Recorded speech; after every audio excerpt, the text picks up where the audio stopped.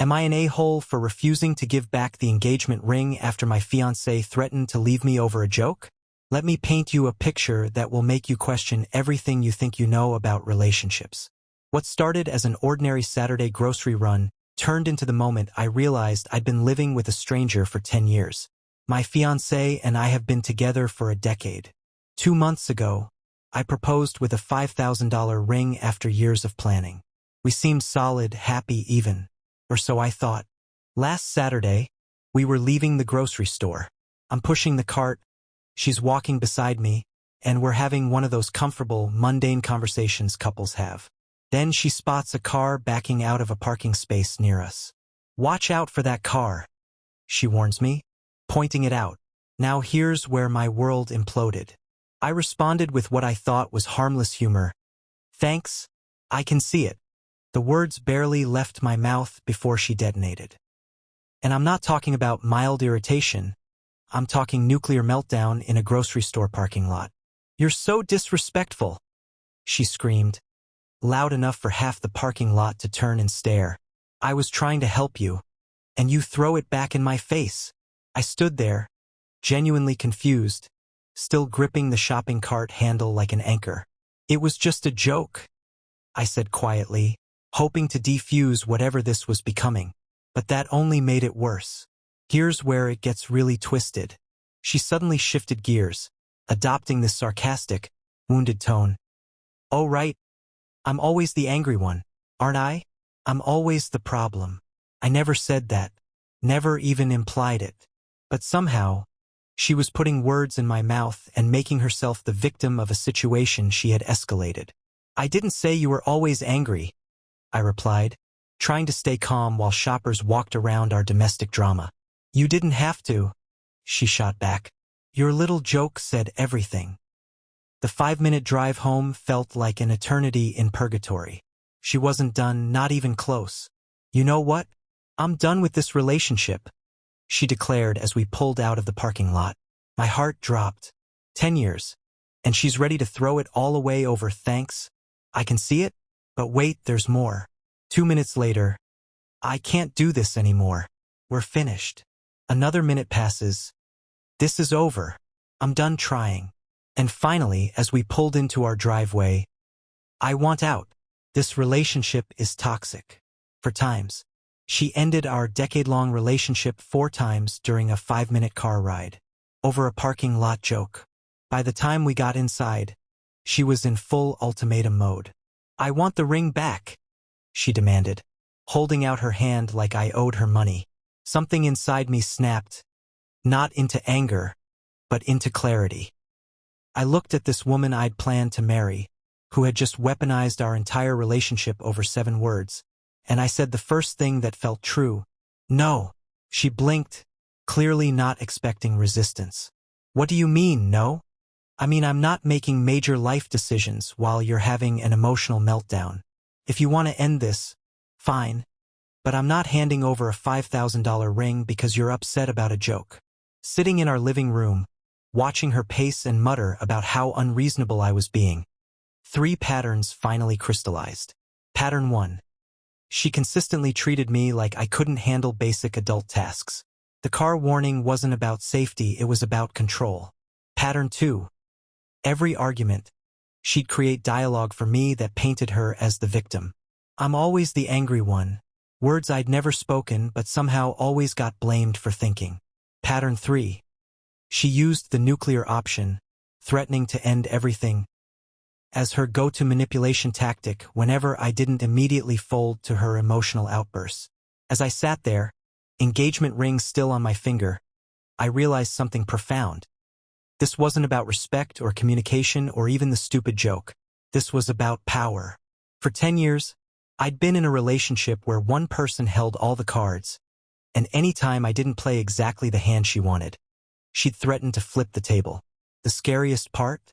I almost gave her the ring just to make the fighting stop. After a decade together, I was ready to surrender a $5,000 symbol of our commitment to end 5 minutes of discomfort. 3 days later, I'm still wearing the ring. Not out of spite, but because I finally learned something crucial. When you make impulsive decisions during emotional manipulation, you're training the manipulator to manipulate you more. She's barely spoken to me since, alternating between silent treatment and passive-aggressive comments about my stubbornness.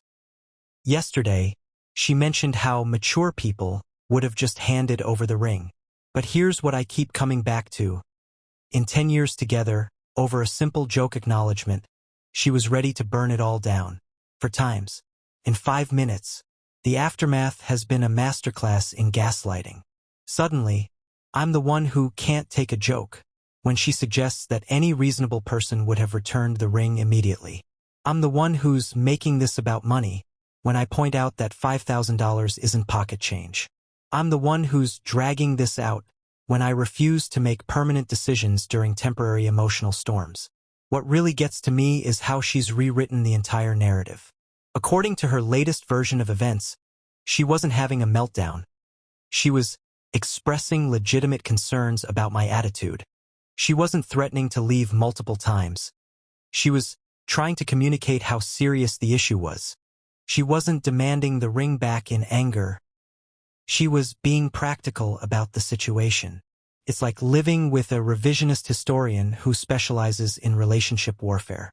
The most disturbing realization came when I started thinking about other incidents over the years. How many times had she done this before and I just gave in immediately?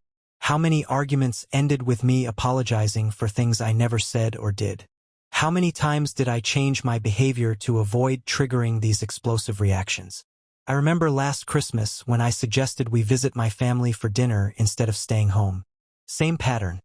Immediate escalation, threats to rethink everything, accusations that I didn't value her feelings, and ultimately me backing down to keep the peace. I told myself I was being considerate. Now I wonder if I was just being trained.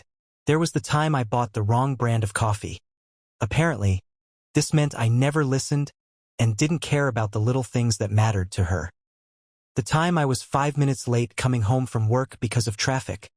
Suddenly I was inconsiderate, and she was questioning whether I prioritized our relationship. Each incident seemed isolated at the time. Looking back, they form a clear pattern of someone who used emotional nuclear weapons to win minor battles. The ring sits on our kitchen counter now, where she placed it after I refused to take it back the first time.